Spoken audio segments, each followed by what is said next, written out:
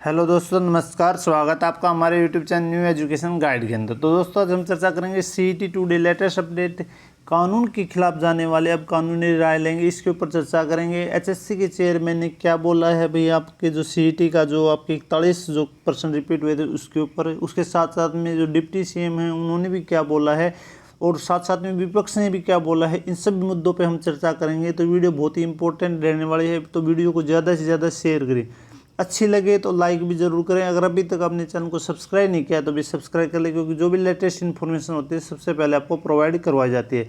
तो आप चैनल को सब्सक्राइब कर लें और जो घंटी का निशान है उसको दबा लें, ताकि सभी वीडियो के नोटिफिकेशन आप तक पहुँचते रहे। तो वीडियो बहुत ही इंपॉर्टेंट रहने वाली है, कंप्लीट मुद्दों पर हम चर्चा करेंगे सीईटी से रिलेटेड आज। तो आप वीडियो के साथ में लास्ट तक बने रहें। तो अभी चर्चा करते हैं आपकी जो सीईटी से जुड़े मुद्दों के ऊपर।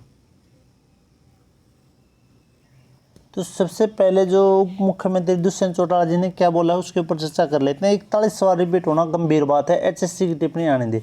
इन दुष्यंत जी ने क्या बोला है कि जो आपके 56 और 57 में जो 41 सवाल रिपीट हुए हैं वो एक बहुत बड़ा विषय है। उसके ऊपर क्या इन्होंने बोला है कि इसके ऊपर जो एचएससी की है अभी कोई टिप्पणी आने दे, परीक्षा रद्द होगी या नहीं होगी, क्या करना है, इससे हम मुख्यमंत्री जी से चर्चा करेंगे इस बारे में। उसके बाद में इसके ऊपर निर्णय लिया जाएगा। पहले एचएससी का जो भी बयान है कुछ आना चाहिए। और ये जो 41 जो रिपीट हुए हैं उस सवाल, वो एक गंभीर विषय बोला है इन्होंने कि जो एचएससी है एक स्वायत्त संस्था है, और उसके ऊपर एक संशय की सवाल जो खड़ा होता है कि भाई इतनी बड़ी संस्था ने जो इतने बड़े स्तर पे जो परीक्षा लेता है, और वो इतनी बड़ी जो घपलेबाजी हो रही है उसके अंदर, यानी जो एग्जामिनर कोई सेट करते हैं पेपर 4 सेट करते हैं एचएससी, और उसके बाद में भी एचएससी के जो बहुत सारे लोग उस हिसाब से जो एग्ज़ाम होता है तो उस टाइम पे जो 4 सेट होते हैं उनमें से अलग अलग प्रकार के जो सेट हैं ओपन किए जाते हैं, और उसी टाइम पे पता लगता है कि वो कौन सा सेट आपको ओपन करना है। लेकिन फिर भी इतने बड़े स्तर पर जो गड़बड़ीशन हुई है तो उसके ऊपर हम कुछ चर्चा करेंगे मुख्यमंत्री जी से, और उसके बाद में फैसला होगा। तो इन्होंने क्या बोला है एक बार वो मैं आपको पढ़ के बता देता हूँ। दैनिक सवेरा ने पूछा कि एचएससी का ग्रुप 56 और 57 के पेपर में 41 सवाल रिपीट हुए हैं। विपक्ष नेता और अभ्यर्थी मांग कर रहे हैं कि यह परीक्षा रद्द होनी चाहिए। उसके अनुसार इसके आपके अनुसार ये रद्द होनी चाहिए या नहीं। तो डिप्टी सीएम ने क्या बोला है कि 41 जो सवाल हैं वो रिपीट होना एक गंभीर बात है। एचएससी 4 सेट लेकर बनाता है, 4 लोग इसे सेट करते हैं, फिर अचानक तय होता है कि आज जो है पेपर कौन सा आएगा। इस विषय पर जो एग्जामिनर का है, जो एग्जामिनेशन है वो अपना निर्णय लेता है। मैं मुख्यमंत्री से चर्चा करूंगा कि इस विषय को गंभीरता से देखना चाहिए, क्योंकि ये जो विषय है आपका अभ्यर्थियों से जुड़ा है, इन परीक्षार्थियों से जुड़ा है, छात्रों से जुड़ा हुआ है।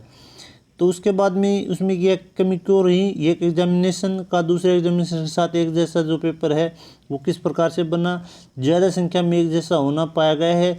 मुझे नहीं लगता कि इसका संशय किसी चीटिंग से, यानी बोलें कि चीटिंग हुई है इसके कारण ही है जो सेम पेपर बनाया गया, तो बोले कि इससे चीटिंग से कोई लेना देना नहीं है। मगर इतने ज़्यादा जो 41 सवाल रिपीट होना, एचएससी पर एक व्यू जरूर है कि वह अपनी एफिशिएंसी को बढ़ाए, भविष्य में इस प्रकार की जो सिमिलरिटी है न देखी जाए, या इस प्रकार की जो गलती है वो न करेगी एक जैसे जो 41 सवाल रिपीट हुए। अब एचएससी की कोई जो औपचारिक जो टिप्पणी नहीं आई है, क्योंकि यह विषय छात्रों से संबंधित है, इसलिए मैं मुख्यमंत्री से चर्चा करूंगा। पेपर रद्द होना की मांग की कोई जो टिप्पणी है वो किस प्रकार की उसके ऊपर चर्चा करेंगे। बहुत जल्दबाजी हो क्योंकि मैं टिप्पणी नहीं करूंगा, मगर उसे टिप्पणी का इंतजार करना चाहिए, क्योंकि यह एक स्वायत्त संस्था है।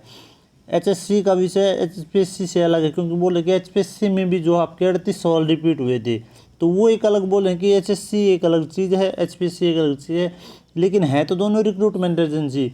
उसमें भी आपके 38 क्वेश्चन रिपीट हुए जो प्रीवियस ईयर के, लेकिन एचएससी तो उन्होंने क्या कर दिया कि कल वाले जो पहले वाले एग्जाम के ही 41 जो क्वेश्चन है रिपीट कर दिए। मैं चर्चा कर पर इस पर जवाब दूंगा, यानी मैं चर्चा करके इसके ऊपर फिर जवाब दूंगा। ये चीज़ ज़रूर गंभीर है कि इतनी बड़ी संस्था की एफिशिएंसी पर सवाल उठता है कि इतने जो 41 सवाल रिपीट हुए। तो इसके ऊपर है ये अभी मुख्यमंत्री जी से चर्चा करेंगे, उसके बाद में संज्ञान लेंगे। अभी एचएससी का क्या बयान आया है उसके ऊपर देख लेते हैं, क्या उन्होंने क्या जवाब दिया है और आगे क्या होने वाला है, जो आपके आगे परीक्षाएं होंगी या नहीं होंगी उसके ऊपर कंप्लीट चर्चा इसके अंदर और हम देखेंगे एचएससी का क्या बयान आया है। एचएससी ने क्या बोला कि हरियाणा कर्मचारी चयन आयोग कानूनी राय लेकर ही अगले ग्रुपों के पेपर का शेड्यूल जारी करेगा। यानी कानूनी राय लेंगे भाई। कानून ने तो अभी इसके ऊपर स्टे ले रखा है, तो कि आप रिजल्ट निकालो उसके बाद में फिर आप अपना एग्जाम लो। लेकिन इन्होंने क्या किया, कानून के खिलाफ जाके दोबारा फिर कोर्ट में जाके उसके ऊपर जल्दबाजी करके इन्होंने एग्जाम लिया है।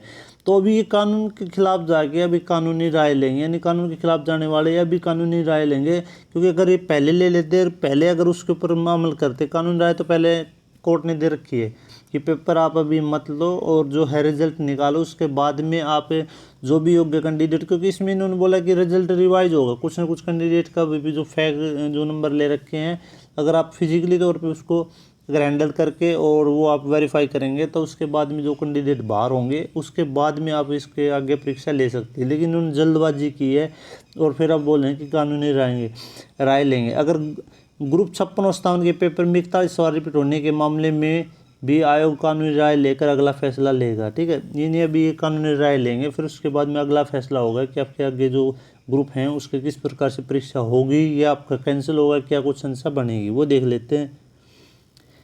एजेंसी के खिलाफ कार्रवाई करेंगे, कानूनी राय लेकर रिपीट सवालों का फैसला करेंगे। यानी बच्चों के साथ ही खिलवाड़ कर रहे हैं भाई, बिल्कुल सरासर अलग है कि इन्होंने जल्दबाजी में जो एग्जाम लिया है और इसी कारण ये गड़बड़ी हुई है। दैनिक सवेरा ने आयोग के अध्यक्ष भोपाल सिंह खत्री से पूछा कि ग्रुप 56 और 57 के पेपर में 41 सवाल रिपीट कैसे रिपीट हो गए और इस पर आयोग क्या कार्रवाई कर रहा है, क्या यह पेपर रद्द होना चाहिए? रद्द होगा। अध्यक्ष भोपाल सिंह खत्री ने जवाब दिया कि आयोग के पास पेपर नहीं आता, न आयोग जो प्रूफ रीडिंग करता है, यानी जो आयोग के पेपर पे जो पेपर है वो आयोग खुद नहीं बनाता, यानी बाहर से इसके पास में आता है, जो भी रिक्रूटमेंट जो एजेंसी से जिससे बनवाते हैं। न आयोग प्रूफ रीडिंग करता है, एजेंसी से सीधा पेपर परीक्षा के अंदर पहुंचता है, इसलिए आयोग को पता नहीं होता कि पेपर कैसा आएगा।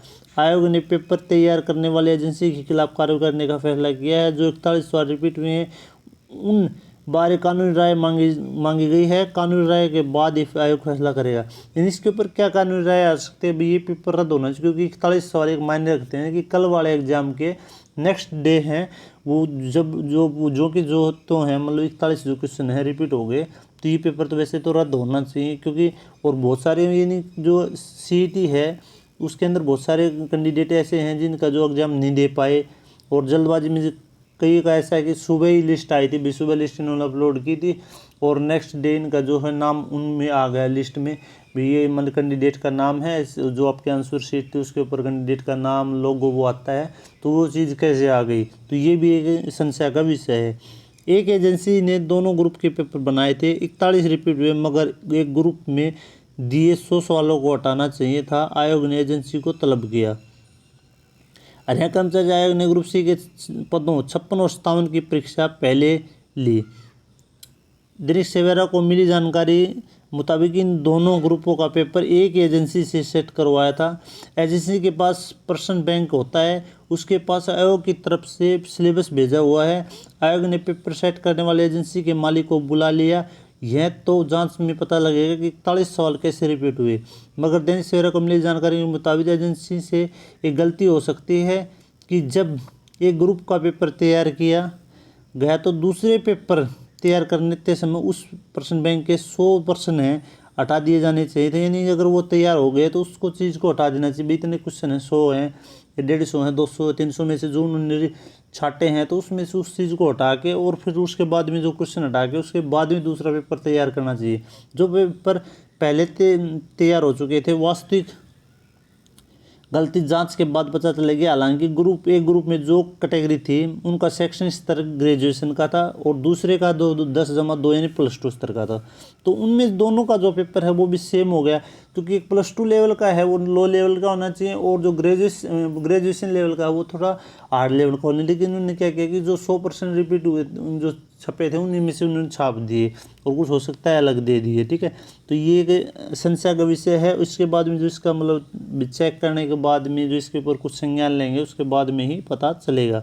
तो अभी जल्दबाजी तो ये है कि जो आपके सामाजिक आर्थिक मापदंड के अंग हैं, कोर्ट ने बोला था कि इसको जो आप इसको रिजल्ट को रिवाइज करें, उसके बाद में फिर आप एग्जाम लें। हो सकते हैं कुछ जो कैंडिडेट हैं जिसका मतलब गलती के कारण है वो मतलब 5 नंबर के कारण है गलती से लिए हैं और उसका जो नाम है लिस्ट में आ गया और उन्होंने एग्ज़ाम दे दिया और जो जिसको आना चाहिए था वो नहीं आ पाए, तो उसके जो भविष्य के साथ में खिलवाड़ होगा उसका जवाबदार कौन होगा। लेकिन फिर भी उन्होंने जल्दबाजी में एग्जाम लिया है, तो अभी इसके ऊपर क्या चलता है, अभी कैसे गोरी इसको कैंसिल करते हैं, क्या कुछ होता है देखते हैं। और विपक्ष ने भी इसके ऊपर मतलब भाई विपक्ष को तो जो मिल गया मुद्दा, अभी कुछ ना कुछ बोलेंगे, लेकिन ये सच्ची बात है, बिल्कुल ये पेपर कैंसिल आपका होना चाहिए, क्योंकि इसके अंदर बहुत ज़्यादा मतलब 41 क्वेश्चन रिपीट होना एक बहुत गंभीर विषय है, ठीक है। और उसके बाद में ये भी मेन चीज़ तो है क्वालिफाई होना चाहिए सीईटी, क्योंकि काफ़ी दिनों से वो भर्तियों का जो प्रोसेस चला 2019 से भाई, अभी मतलब आप सीईटी देंगे उसके बाद में आप परीक्षा देंगे, बहुत सारी जो परीक्षाएं हैं इन्होंने रद्द की। पहले जो परीक्षा में बैठे कुछ कैंडिडेट, जो आपके ग्राम सचिव की, कैनाल पटवार की जो आपकी परीक्षाएं हुई, ठीक है, 2019 में जो या 2021 में जो परीक्षा हुई, जो कोरोना का टाइम चला हुआ था, अभी परीक्षाएं हुई, ठीक है। लेकिन वो उसके अगर एलिजिबल थे जो कैंडिडेट, बोले भाई बैठ सकते हैं आप एग्जाम में, बैठे वो, फिर वो पेपर आउट हुआ, फिर वो कैंसिल हुआ। तो कैंडिडेट अगर वो बैठे थे, अगर वो उस टाइम पे एलिजिबल थे, तो वो अब भी एलिजिबल होने चाहिए, क्योंकि उन्हें अगर सीईटी पास कर रखा है तो वो कैंडिडेट एलिजिबल होने चाहिए थे। क्योंकि बोल रहे थे कि कैंसिल कर दिया, जितने भी जो भी पेपर आपने फॉर्म भर रखे थे वो कैंसिल करके नई सिरे से जो सीईटी के बेस पे करेंगे। लेकिन सीईटी पे बेस पे अगर जो भी कैंडिडेट जिन्होंने क्वालिफाई किया था, तो वो तो एग्ज़ाम के अंदर बैठने चाहिए थे, सीईटी क्वालिफाई होना चाहिए था, ठीक है। तो अभी आपका एग्ज़ाम कैंसिल होगा, क्या होगा इसके ऊपर देखते हैं, अभी जो भी रिपोर्ट आती है तो वो आपके साथ में चर्चा करेंगे। तो वीडियो को ज़्यादा से ज़्यादा शेयर करें, अच्छी लगे तो लाइक ज़रूर करें। अगर अभी तक आपने चैनल को सब्सक्राइब नहीं किया है तो सब्सक्राइब करें। वीडियो देखने के लिए दिल से धन्यवाद।